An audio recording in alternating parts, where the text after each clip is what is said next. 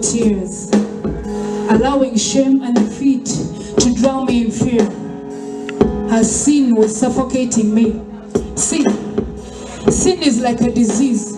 It feeds on your soul like cancer. It suffocates your life, causing chaos and confusion, keeps you unfocused, blinds your vision so that you can't see God. Excuse after excuse, I did it again and again and again and again and again.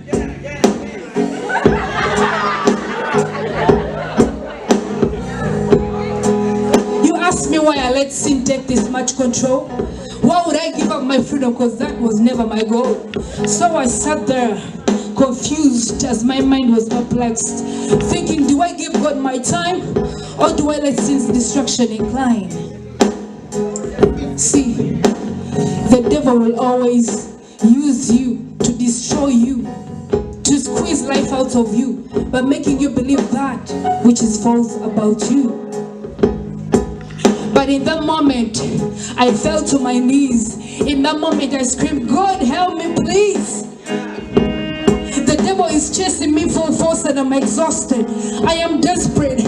I am desperate, yet I can't even decide. I am desperate, God, in you I need to hide.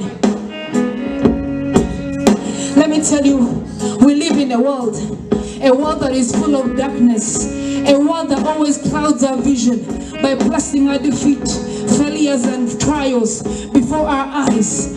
How could we ever recognize truth when we are searching in the wrong places?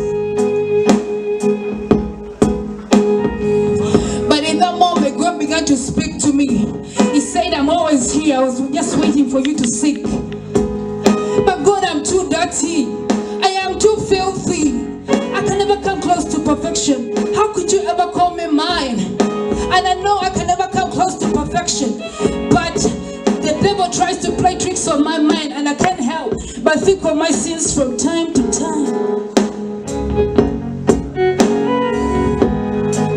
Listen, but he says all the work has been done.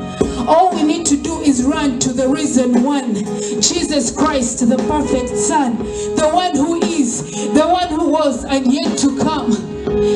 To remember what he did on the third day. Jesus, you rose from the dead and told death to excuse me, blotted out my sins, welcomed me so you could use me, use us. See, the price of our mistakes is already paid. No, we don't deserve it, but by his grace we are saved. Wow. This is the single reason why Jesus ascended, so that even in his heavenly throne above, he could have a personal relationship with you and me. He is ready to make you new. See, the old shall pass away and sin shall always remain in the grave. But there's a sacrifice you need to give. There's a price you need to pay.